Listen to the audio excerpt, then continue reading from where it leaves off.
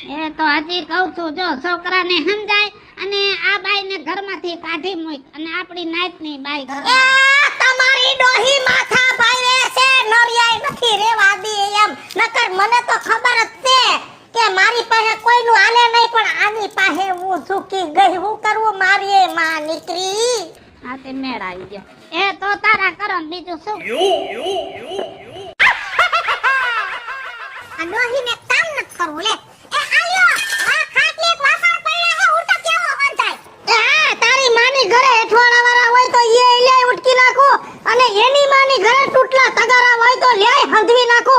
વાહે હું પડી ગઈ છો કેના પેટની છો? હખ લેવા દે હખ.